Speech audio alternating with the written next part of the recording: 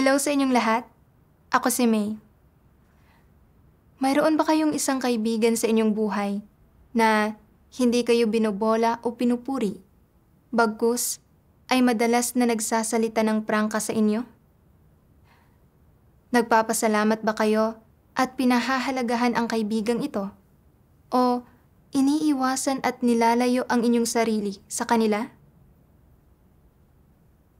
Para kay Shijing, si Icy ay ganoong katuwang na may lakas ng loob na magsabi ng katotohanan.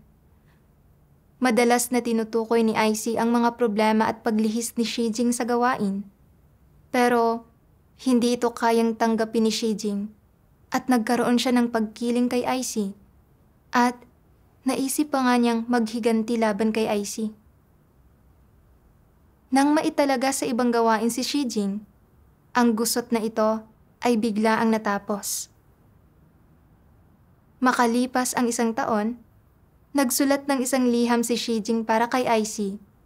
Binabalikan ang mga naibunyag niyang katiwalian noong maharap sa kritisismo ni Icy. Ang mga problema sa likod ng hindi niya pagtanggap ng mga suhestyon ng iba at kung paano harapin ang paggabay at tulong ng iba. Ngayong araw, babasahin natin ang liham na ito at nawa ay makatulong ito sa inyo.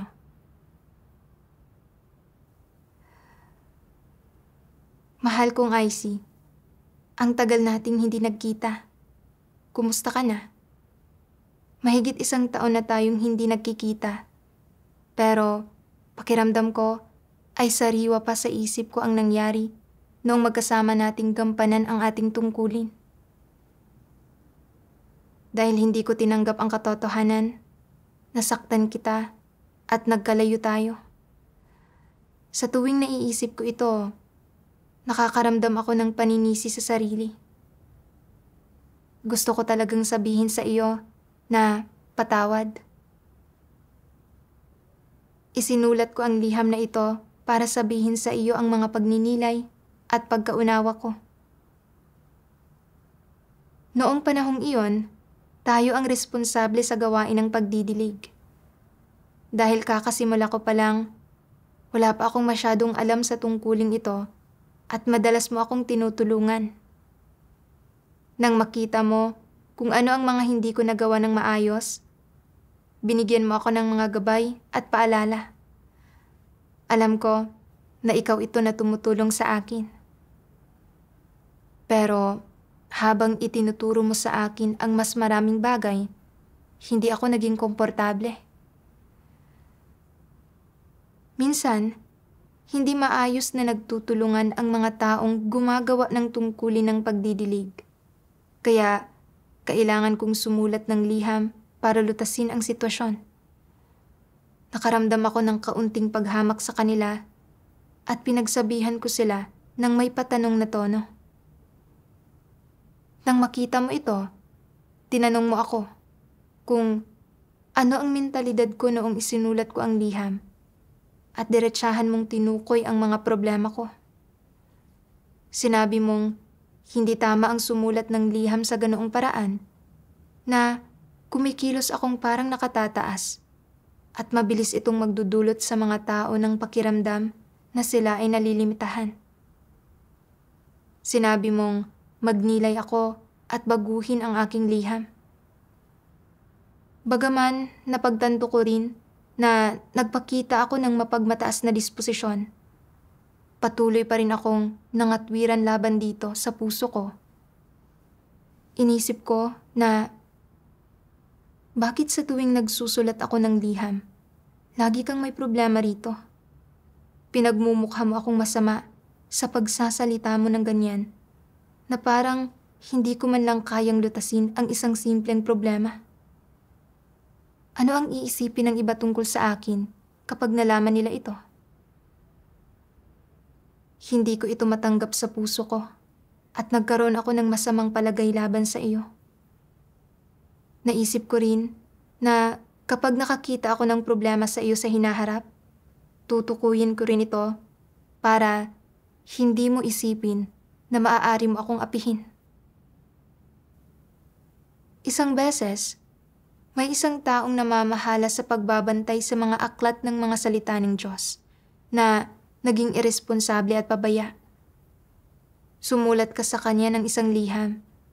Ibinahagi at hinimay mo ang kalikasan at mga kahihinatnan ng ganitong mga kilos gamit ang medyo mahigpit na pananalita.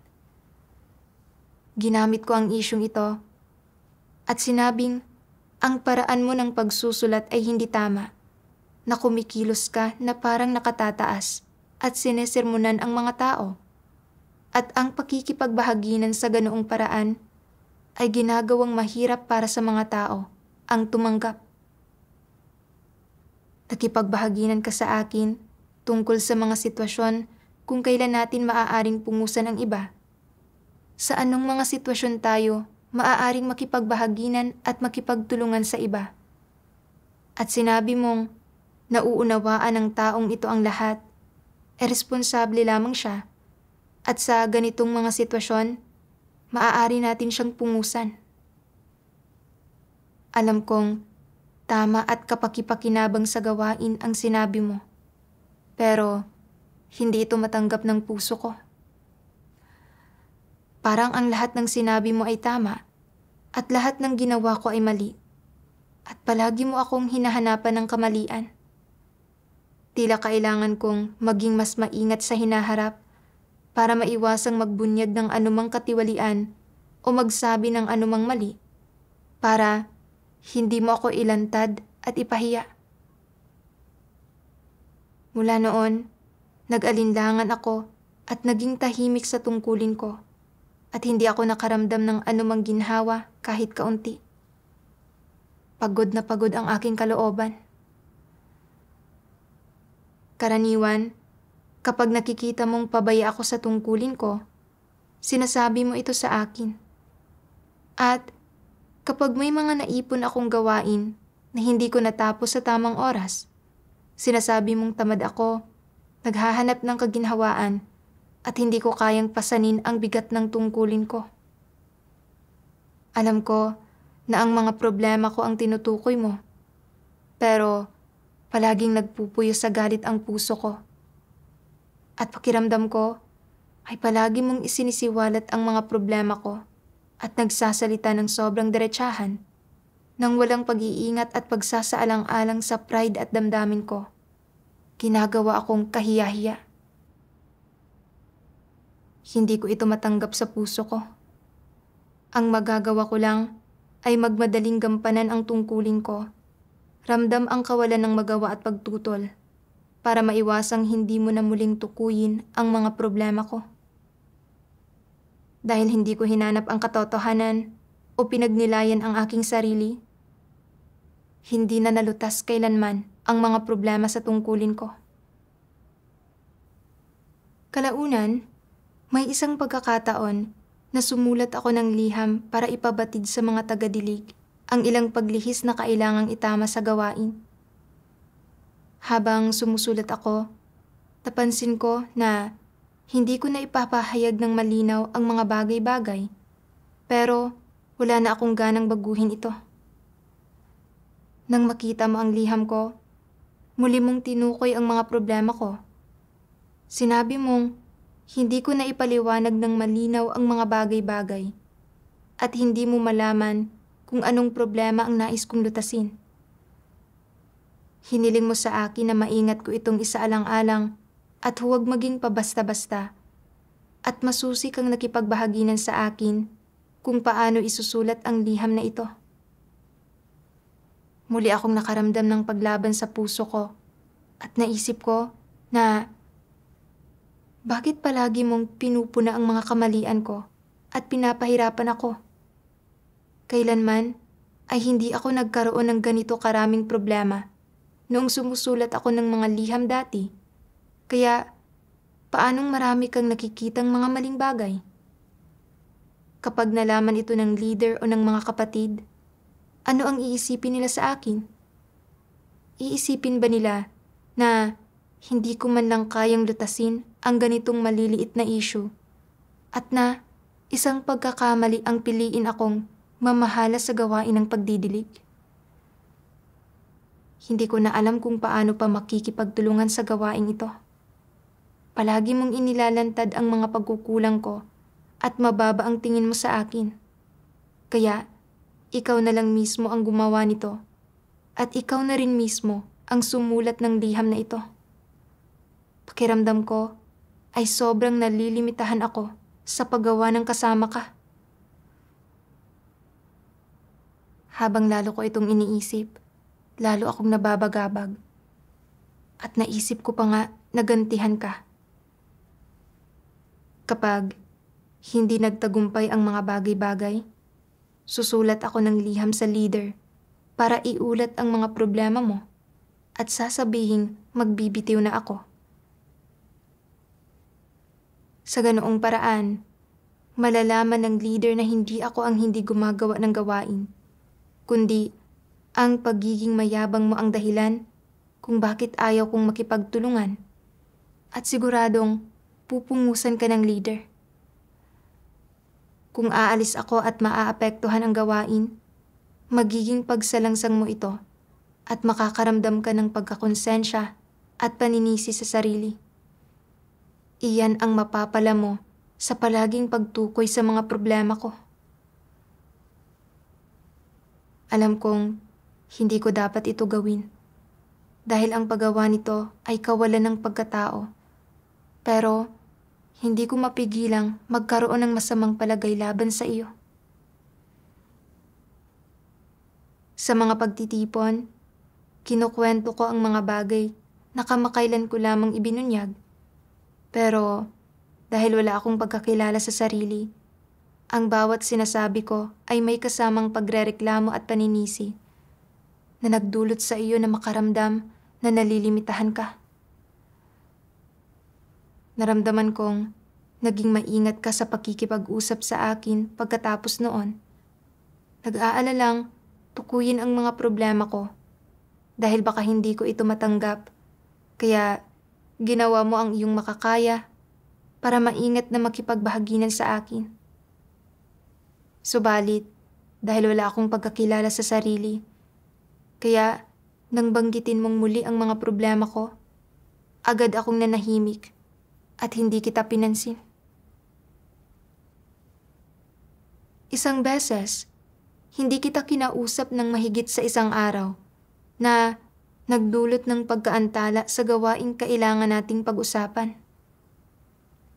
Naramdaman ko ang bigat ng dibdib at kirot at nagtungo ako sa banyo upang umiyak.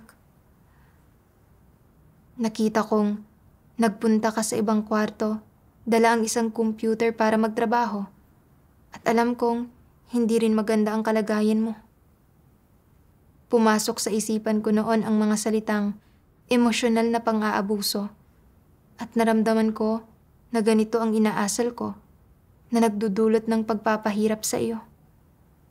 Pero hindi ko talaga kayang alisin ang sarili ko sa kalagayang ito at umiiyak ako habang nagdadasal sa Diyos, nagnanais na itama ang kalagayang ito. Nagbasa ako ng ilang mga salita ng Diyos noong oras na iyon at sa loob nito ay may isang sipi na nakaantig sa akin. Sabi ng Diyos, sinasabi ng ilang tao, bago mapungusan, pakiramdam ko ay may landas akong susundan, pero pagkatapos mapungusan, hindi ko na alam ang gagawin. Bakit hindi nila alam ang gagawin nila matapos mapungusan? Ano ang dahilan nito? Kapag nahaharap sa pagpupungos, hindi nila tinatanggap ang katotohanan o hindi sila nagtatangkang kilalanin ang sarili nila. Nagkikimkim sila ng ilang kuro-kuro at hindi nila hinahanap ang katotohanan para lutasin ang mga ito. Dahil dito, nawawalan sila ng landas. Sa halip na hanapin ang sanhi sa loob-loob nila, taliwas dito ang sinasabi nila na ang pagkakapungos ang dahilan kaya nawalan sila ng landas. Hindi ba't pagbabaling ito ng sisi? Parang sinasabi na ring, ang ginawa ko ay alinsunod sa mga prinsipyo, pero dahil sa pagpupungos mo, naging malinaw sa akin na hindi mo ako hinahayaang pangasiwaan ang mga bagay-bagay ayon sa mga prinsipyo. Kung gayon, paano naman ako magsasagawa sa hinaharap? Ito ang ibig sabihin ng mga taong nagsasabi ng gayong mga bagay. Tinatanggap ba nila ang pagkakapungos? Tinatanggap ba nila ang katunayan na may nagawa silang mga pagkakamali? Hindi. Hindi ba't ang aktwal na kahulugan ng pahayag na ito ay na alam nila kung paano gumawa ng mga maling gawa ng walang pakundangan?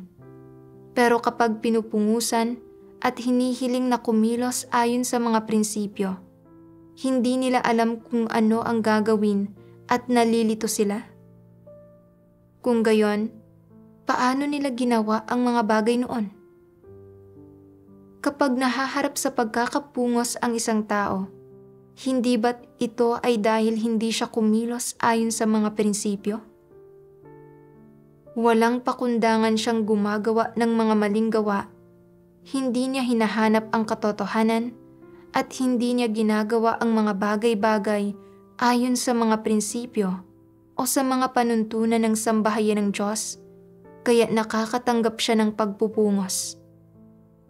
Ang layunin ng pagpupungos ay para bigyang kakayahan ang mga tao na hanapin ang katotohanan at kumilos ayon sa mga prinsipyo para maiwasan na maulit nila ang walang pakundangang paggawa nila ng mga maling gawa.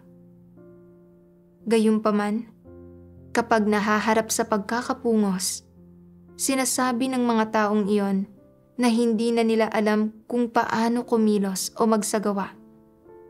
May anumang elemento ba ng pagkakilala sa sarili ang mga salitang ito? Wala silang layuning kilalanin ang sarili nila o hanapin ang katotohanan.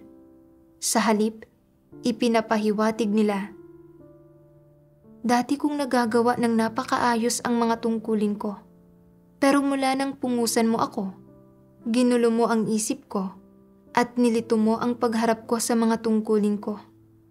Ngayon, hindi na normal ang pag-iisip ko at hindi na ako kasing mapagpasya o kasing mapangahas gaya ng dati.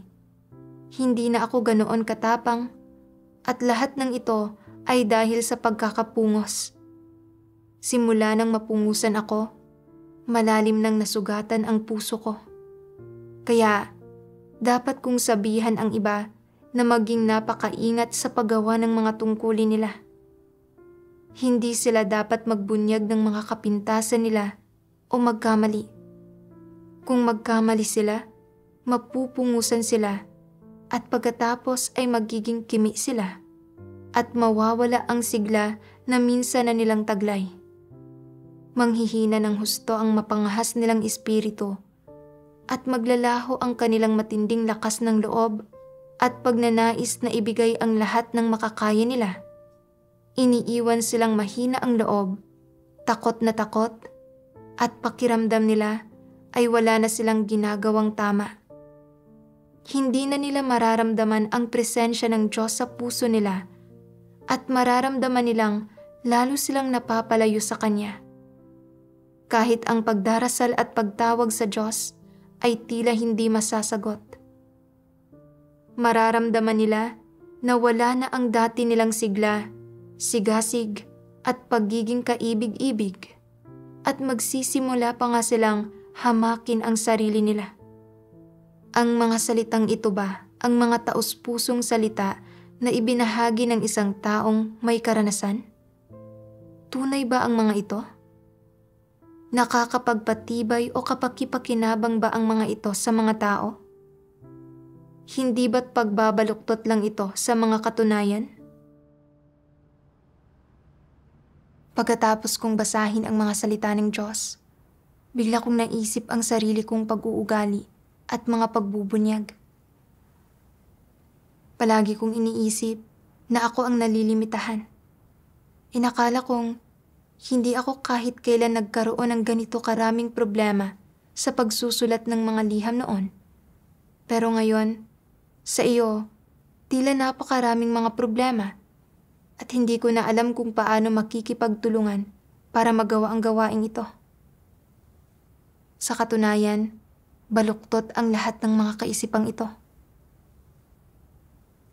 Kapag sumusulat ako ng mga liham, ibinubunyag ko ang isang mapagmataas na disposisyon at nililimitahan ko ang mga tao. Pabaya ako sa paglutas ng mga problema at kadalasan ay tamad at walang pasanin sa aking tungkulin. Sa pagtukoy mo ng mga problemang ito sa akin, inaako mo ang responsibilidad sa gawain at tinutulungan mo ako na nagbigay daan sa akin para mapagnilayan at malaman ang sarili kong mga issue sa tamang panahon para magampanan ko ang tungkulin ko ayon sa mga katotohanang prinsipyo at makamit ang mga resulta sa paglutas ng mga problema.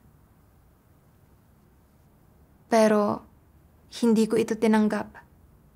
At sa halip ay inisip ko na ang pagtukoy mo sa mga problema ko para abandonahin ko ang mga maling paraan ng paggawa ng mga bagay-bagay ay nagparamdam sa akin ng limitasyon at nag-atubili ako sa tungkulin ko. Hindi na ako makapagsulat ng mga liham ng kasing husay ng dati at hindi ko na alam kung paano makipagtulungan sa tungkulin ko. Ipinahihiwatig nito na ang paraan ko ng paggawa ng mga bagay ay ayon sa katotohanan na ang iyong paggabay ay mali at na kung hinayaan mo akong gampanan ang tungkulin ko ayon sa kagustuhan ko, magagampanan ko ito ng maayos. Itinuring kong negatibo ang iyong wastong paggabay at ang mga maling paraan ko ng paggawa bilang tama. Talagang hindi ko matanggap ang katotohanan. Hindi ko matukoy ang positibo sa negatibo at naging bingi ako sa lahat ng katwiran. Mababaw lang ang pagkaunawa ko noon. Naaalala mo ba? Kalaunan, nagbukas tayo ng saloobin natin sa isa't isa at pinag-usapan natin ang ating mga kalagayan. Sinabi mo na hindi mo ako minaliit at na hindi naman sa sinadya mong pag-initan ako. At sinabi mong hindi mo alam kung paano ako kakausapin nang hindi kita pinansin, na naramdaman mong napakahirap gampanan ang tungkulin sa ganitong paraan, at na nais mo na ngang tumigil sa pagtupad ng iyong tungkulin dito. Hayaan mong sabihin ko sa iyo, nang marinig kong sinabi mo iyon, naramdaman kong parang tinusok ng karayom ang puso ko. Hindi ko kailanman naisip na labis kitang nalimitahan at nasaktan. Palagi kong iniisip na maayos ang pagkatao ko at na kahit magbunyag ako ng ilang katiwalian, hindi ko malilimitahan o masasaktan ang sinuman. Pero ganito na nga ang nangyari at kailangan ko itong harapin at pagnilayan ang aking sarili. Itinalaga ako sa ibang tungkulin sa loob ng 2 araw na iyon at umalis akong nakokonsensya at nagsisisi. Kalaunan, naghanap ako at nagnilay para maunawaan ang mga problema ko. Binasa ko ang mga salitang ito ng Diyos. Pagdating sa usapin ng mapungusan, hindi ito kayang tanggapin ng mga antikristo. At may mga dahilan kung bakit hindi nila ito matanggap.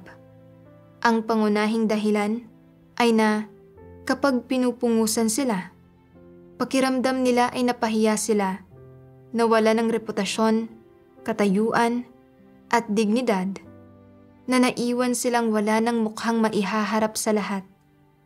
May epekto sa puso nila ang mga bagay na ito, kaya't nahihirapan silang tanggapin ang pagkakapungos at pakiramdam nila ang sino mang pumupungos sa kanila ay pinupunterya sila at kaaway nila. Ito ang mentalidad ng mga antikristo kapag pinupungusan sila. Makakasiguro ka rito. Sa katunayan, sa pagpupungos lubusang nabubunyag, kung kaya bang tanggapin ng isang tao ang katotohanan at kung tunay ba siyang makakapagpasakop.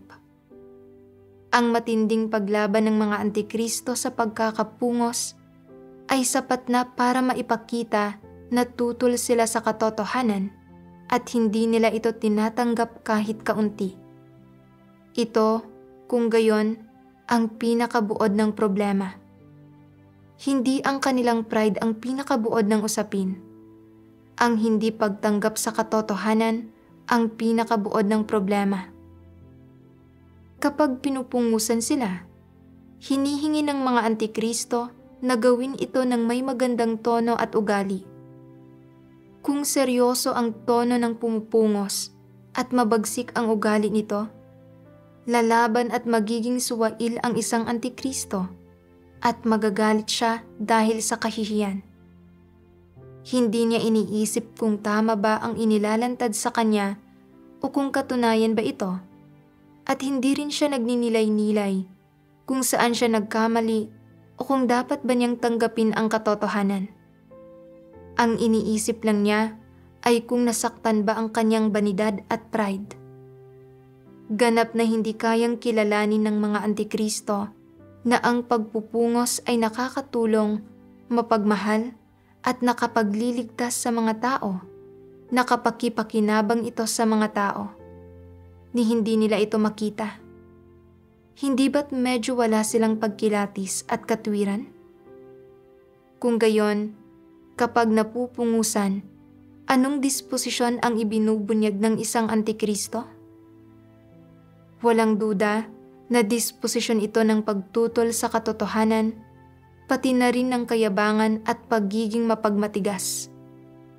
Ibinubunyag nito na pagtutol sa katotohanan at pagkamuhi rito ang kalikasang diwa ng mga antikristo. Mula sa inilantad ng mga salita ng Diyos, nakita ko na kapag ang mga antikristo ay napapahiya dahil sa paggabay, pagtulong, at pagpungos ng iba, kahit alam nilang ang inilalantad ng ibang tao ay ang katotohanan, hindi nila kailanman pinagninilayan ang sarili nilang mga problema at naniniwala silang pinag-iinitan sila ng ibang tao, at kaya nakakaramdam sila ng pagkamuhi, pagtutol, at gusto pa nga nilang gumanti sa taong iyon. Nakita ko na ang kalikasan ng isang antikristo ay tumututol at namumuhi sa katotohanan. Habang nagbabasa ng mga salita ng Diyos, nagkaroon ako ng kaunting pagkaunawa sa tiwaling disposisyon na ibinubunyag ko. Naisip ko kung paano ako naging pabaya at walang pagpasan sa tungkulin ko. Paano ako hindi naging maingat sa pagsusulat ng mga liham at hindi malinaw sa pagpapahayag ng mga bagay-bagay. Ang pagtukoy mo sa mga problema ay para mabilis ko itong maitama, at ito sana ay naging kapakipakinabang sa gawain. Pero inisip ko na pinapahirapan mo lang ako, at tumanggi akong tanggapin ito para hindi ako mapahiya. Ikaw ang pinagbuntunan ko ng sisi.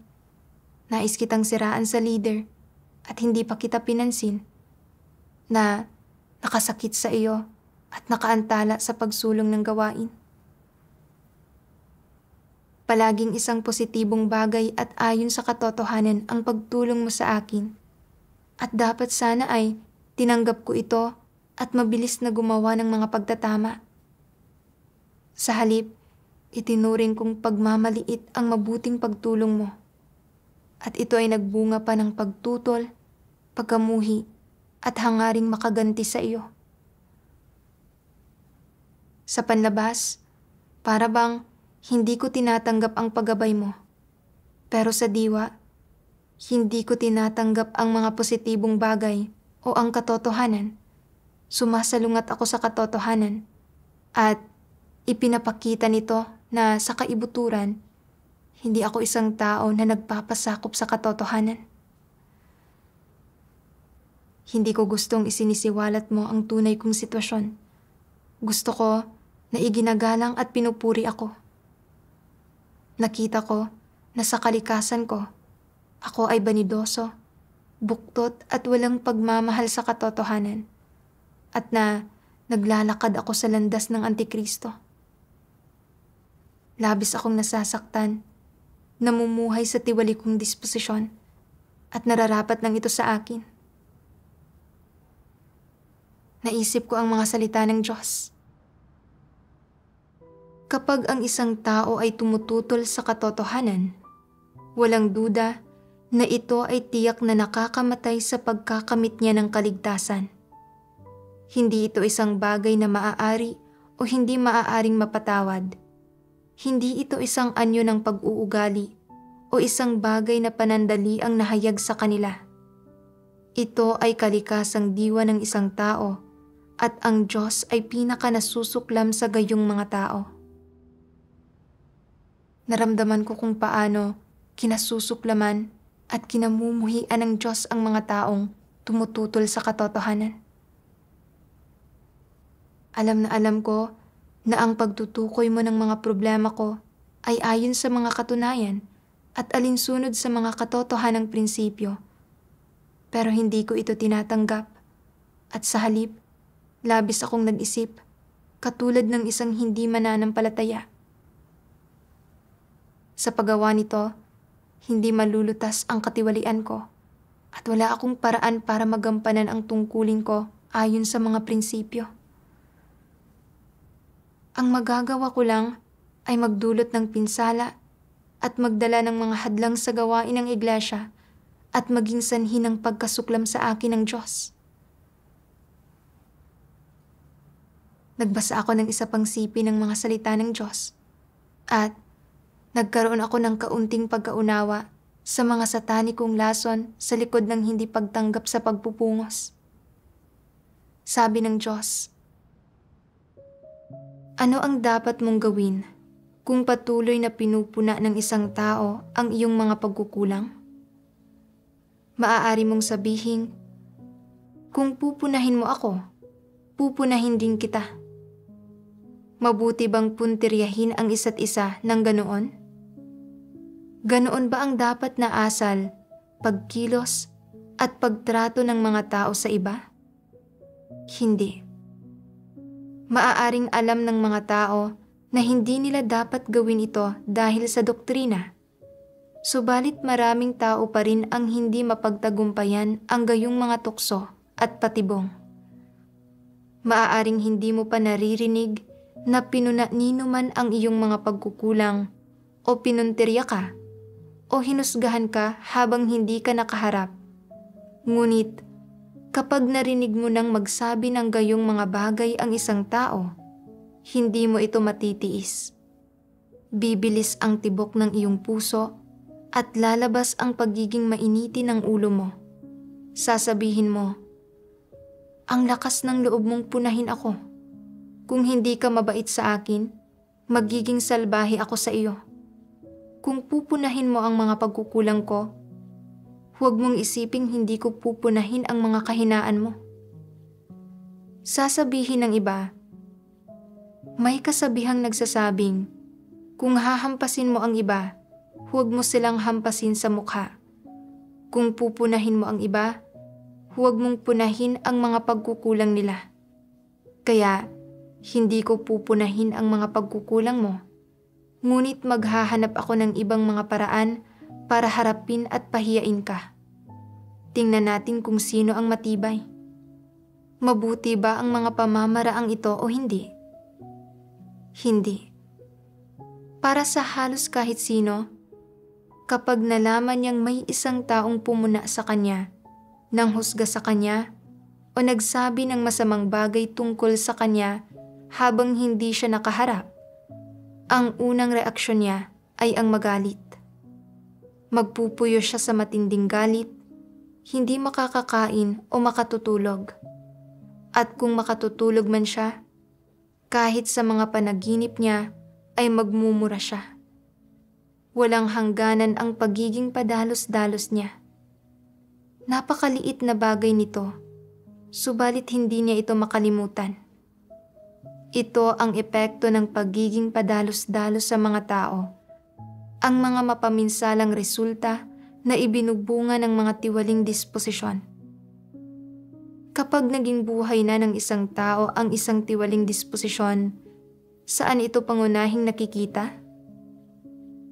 Nakikita ito kapag nakahaharap ang taong iyon ng isang bagay na para sa kanya ay hindi kanais-nais.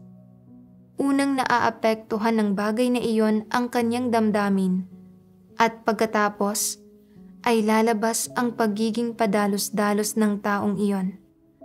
At sa paglabas niyon, mabubuhay ang taong iyon sa pagiging padalos-dalos niya at titingnan niya ang bagay na iyon mula sa kanyang tiwaling disposisyon. Uusbong ang mga pilosopikal na pananaw ni Satanas sa kanyang puso at sisimulan niyang pag-isipan kung aling mga paraan at diskarte ang gagamitin niya upang maghiganti. Sa gayon, ay inilalantad ang kanyang tiwaling disposisyon. Ang mga ideya at perspektiba ng mga tao sa pagharap sa mga problemang tulad nito at ang mga paraan at diskarteng naiisip nila at pati na ang mga damdamin at pagiging padalos-dalos nila ay nagmumulang lahat sa mga tiwaling disposisyon.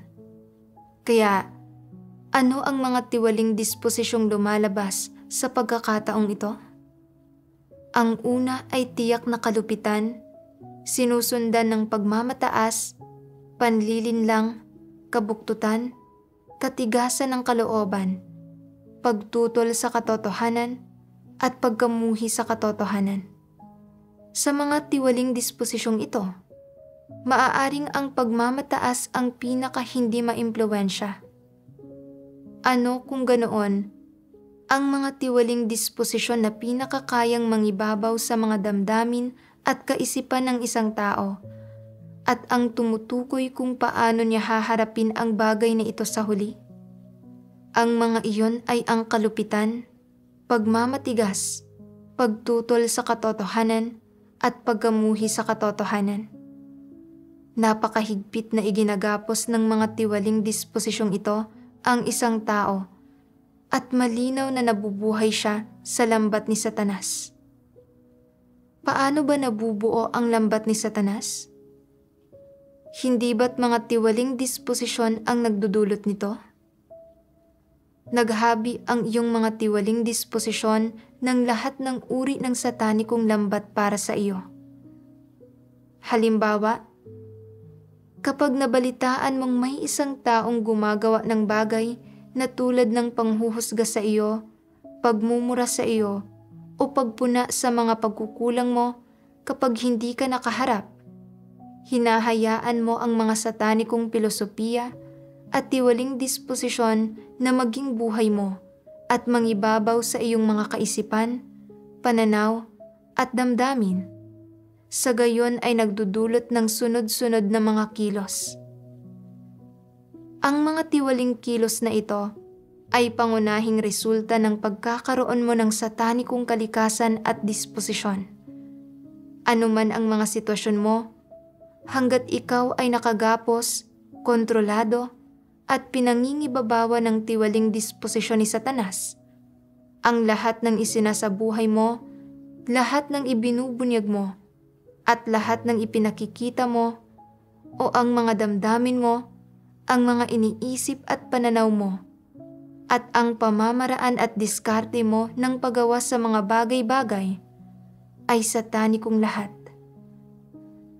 Ang lahat ng ito ay lumalabag sa katotohanan at laban sa mga salita ng Diyos at sa katotohanan.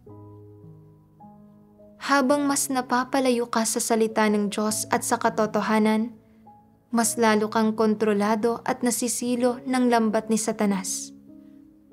Kung sa halip, kaya mong makawala sa mga gapos at kontrol ng iyong mga tiwaling disposisyon at maghimagsik laban sa mga iyon, humarap sa Diyos at kumilos at lumutas ng mga problema gamit ang mga pamamaraan at prinsipyong sinasabi sa iyo ng mga salita ng Diyos, unti-unti kang makakawala sa lambat ni Satanas.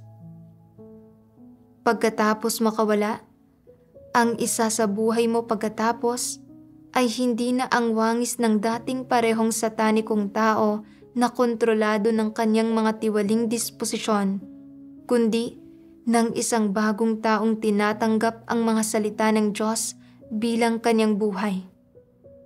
Magbabago ang buong paraan ng pamumuhay mo. Ngunit kung padadaig ka sa mga damdamin, kaisipan, pananaw, at kaugaliang idinudulot ng mga satanikong disposisyon, susunod ka sa isang kalipunan ng satanikong pilosopiya at iba't ibang pamamaraan tulad ng kung hahampasin mo ang iba, huwag mo silang hampasin sa mukha. Kung pupunahin mo ang iba, huwag mong punahin ang mga pagkukulang nila. Hindi pa huli ang lahat para maghiganti ang isang maginoo. Mas mabuti nang maging tunay na kontrabida kaysa sa isang huwad na maginoo. Hindi lalaki ang hindi naghihiganti. Ang mga ito ang magiging laman ng puso mo, ang magdidikta ng iyong mga kilos.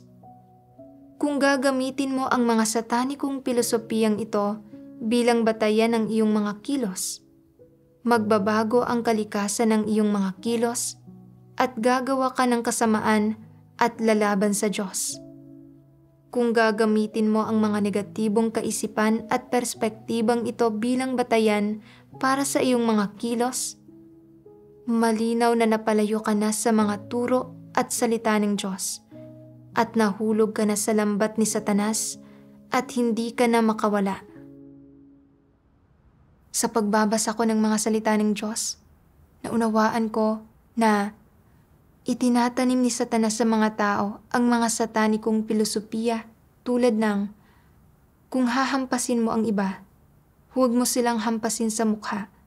Kung pupunahin mo ang iba, huwag mong punahin ang mga pagkukulang nila. Kung hindi ka mabait, hindi ako magiging patas. At ito ang karma mo. Inuudyo kanila ang mga tao na kumilos ng mainit ang ulo. Sinasabi nila na ang sino mang sumaling sa reputasyon at interes ng isang tao ay kailangang bayaran ng katumbas na pinsala. Naging dahilan ito para mag-away, umatake, at magsakitan ang mga tao.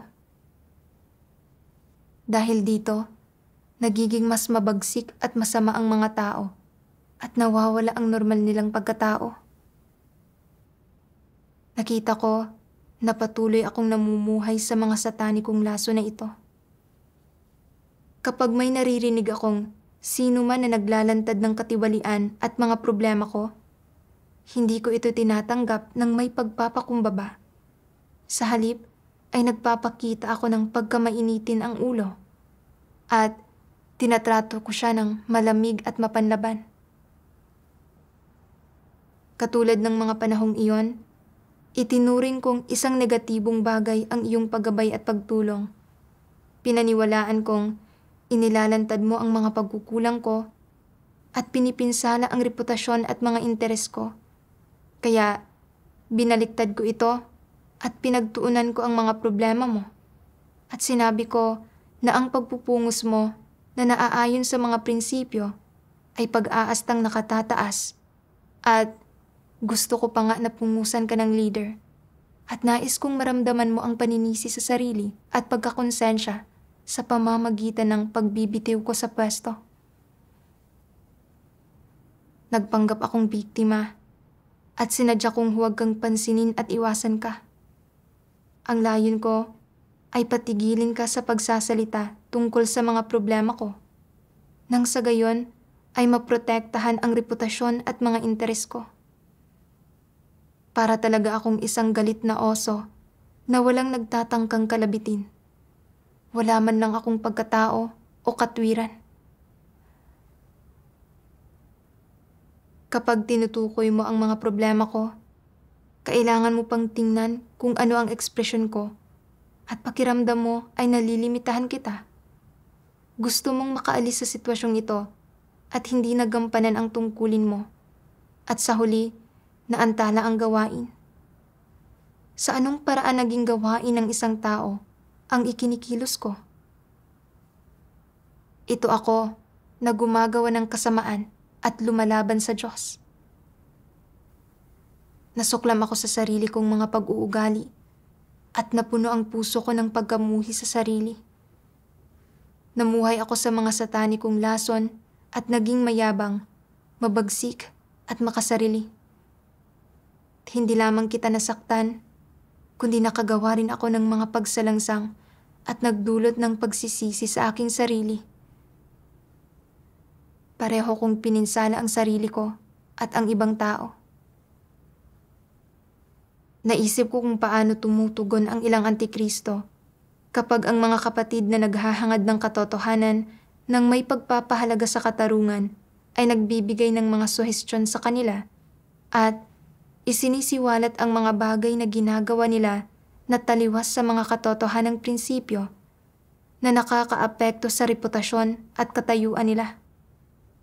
Nakakaramdam sila ng pagtutol at paglaban at ng galit dahil sa pagkahiya.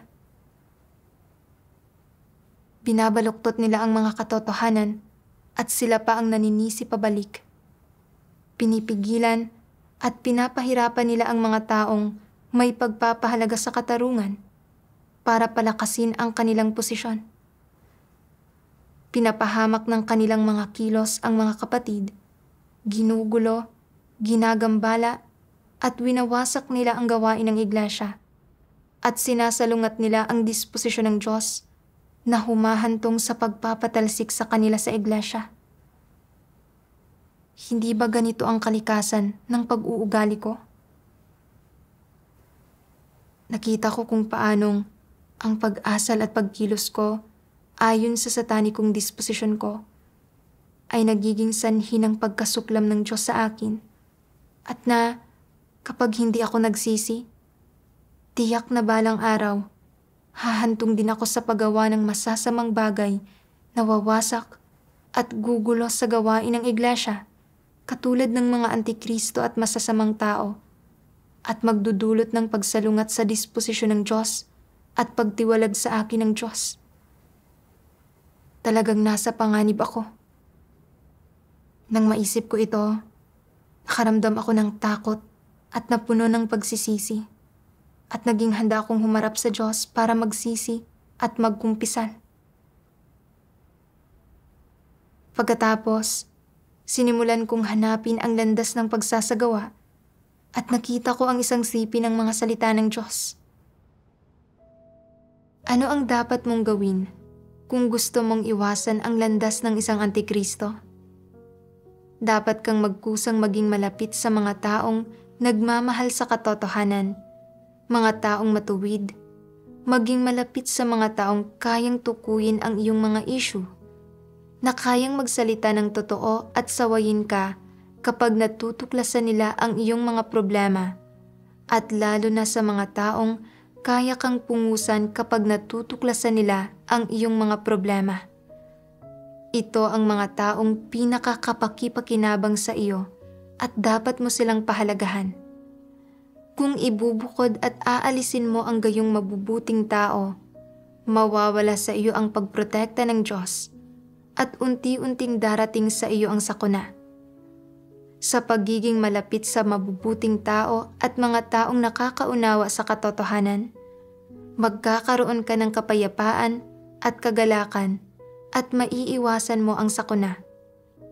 Sa pagiging malapit mo sa mga taong ubod ng sama, mga walang hiyang tao, at mga taong nambubola sa iyo, manganganib ka. Hindi ka lang madaling malilinlang at maluloko, kundi maaari pang dumating sa iyo ang sakuna anumang oras. Dapat malaman mo kung anong uri ng tao ang magiging pinakakapaki-pakinabang sa iyo. Ito ang mga makakapagbabala sa iyo kapag may ginagawa kang mali, o kapag itinataas at pinatototohanan mo ang iyong sarili at nililigaw ang iba na maaaring maging pinakakapaki-pakinabang sa iyo. Ang paglapit sa gayong mga tao ang tamang landas na dapat tahakin. Sa pagbabasa ng mga salita ng Diyos, natagpuan ko ang landas ng pagsasagawa. Dapat akong lumapit sa mga taong gumagabay at tumutulong sa akin at hindi ko dapat sila iwasan. Naisip ko na wala kang masamang layunin noong tinukoy mo ang mga problema ko. Kahit na minsan ay nagsasalita ka ng diretsahan, ang mga sinasabi mo ay makatotohanan at naaayon sa mga prinsipyo. Kaya hindi ako dapat tumugon ng padalos-dalos. Kahit na hindi ko ito matanggap o maunawaan noon, dapat ay nagkaroon ako ng pusong naghahanap ng katotohanan. Dapat ay pinag-isipan ko kung ano ang kapakipakinabang sa gawain ng sambahayan ng Diyos at isinagawa iyon pagkatapos para mabawasan ang mga problema at paglihis. Naisip ko na wala akong pagpapahalaga sa pasanin ng tungkulin ko, na para bang nakatataas ako sa tuwing sumusulat ako ng mga liham, na hindi ko isinasaalang-alang ang mga paghihirap at damdamin ng ibang tao, at kung gaano ako kapabaya at hindi naging maingat. Ang pagtutukoy mo ng mga problema ko at paglalantad ng mga tiwaling disposisyon ko ay paraan ng pagtulong mo para magnilay ako sa aking sarili. At makatutulong ito sa akin upang maging seryoso at maingat sa pagganap ng aking tungkulin at para magkamit ako ng mga resulta. Dapat ay pinasalamatan kita at mas tinanggap ko pa ang iyong pangangasiwa at pagtulong. Ang pagtutukoy mo ng mga problema ko ay positibo at nakapagpigil sa akin. Kung hindi, sana ay namuhay ako sa tiwaling disposisyon ko nang hindi ko alam. Sana nagpatuloy akong gampanan ang tungkulin ko ng pabasta-basta at nang walang pagpapahalaga sa pasanin na magiging sanhi ng mga pinsala sa gawain at baka naging isang hindi mapagkakatiwala ang tao ako na kinasusuklaman ng Diyos. Nang mapagtanto ko ito, sinadya kong baguhin ang sarili ko at sinimulan kong magkaroon ng higit na pagpapahalaga sa pasanin ng tungkulin ko kaysa dati. Kapag nagkakaroon ng mga problema, pinagtutuunan ko ang pagharap dito nang hindi nagpapadala sa init ng ulo o sa mapagmataas na disposisyon ko. At pinag-iisipan ko kung paano makikipagbahaginan sa paraan na magdudulot ng mga resulta. Sa ganitong paraan ng pagsasagawa, mas napanatag ang puso ko. Tunay ko ring naramdaman na sa pagtalikod sa reputasyon at pagtanggap at pagpapasakop sa katotohanan, nagkakaroon ng integridad, dignidad, pagkatao at katuwiran ang isang tao. Kung tumututol ang isang tao sa katotohanan, bukod sa wala siyang pangunawa sa katotohanan, hindi rin niya magagampanan ng maayos ang tungkulin niya at kasusuklaman siya ng Diyos. Ginagawang mababa at walang kwenta ng ganitong pag-asal ang isang tao.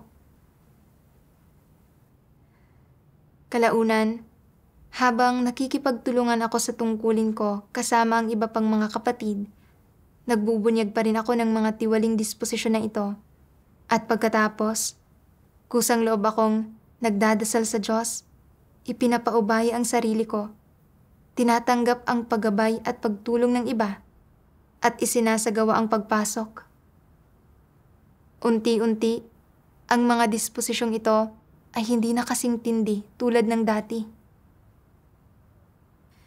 Naramdaman ko na talagang napakalaking tulong ang pagtanggap sa mungkahi ng ibang tao at kapakipakinabang ito sa gawain. Naramdaman kong panatag at malaya ang aking puso at na isa itong napakagandang paraan ng pagsasagawa.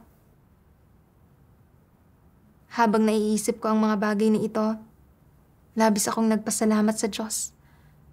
Kung hindi ako ibinunyag ng Diyos sa ganitong paraan, at kung wala ang paghatol at pagbunyag ng kanyang mga salita, hindi talaga ako magkakaroon ng kahit kaunting pagkakilala sa sarili ko. At hindi ko makikita na labis na akong nagawang tiwali ni Satanas na naging mabagsik at tutol sa katotohanan ang aking disposisyon. Kapag naaapektuhan ang mga interes ko, inilalabas ko ang aking galit sa tungkulin ko. Hindi ako nagpapakita ng kahit katiting na pagpapasakop sa Diyos at namumuhay ng walang wangis ng tao. Napakarumi ko at tiwali na may masamang pagkatao. Subalit, hindi ako itiniwalag ng Diyos dahil dito. Sa halip, binigyan niya pa rin ako ng pagkakataon para magnilay at magsisi upang malaman ko kung paano ako aasal.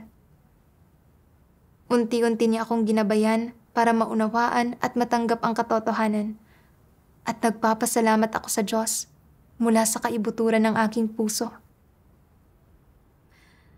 Bagaman labis pa rin akong tiwali at nagtataglay ng maraming kakulangan, handa akong hangarin ang katotohanan at lutasin ang aking katiwalian. Nagpapasalamat ako sa Diyos sa kanyang patnubay at pagliligtas. Basta, iyon lamang ang nais kong sabihin sa ngayon. Kung sa tingin mo mayroon pa akong bagay na hindi nauunawaan, mangyaring ipaalam mo sa akin dahil magiging napakalaking tulong ito sa akin. Taos-pusong sumasa iyo, Shi Jing. Setyembre 11, 2023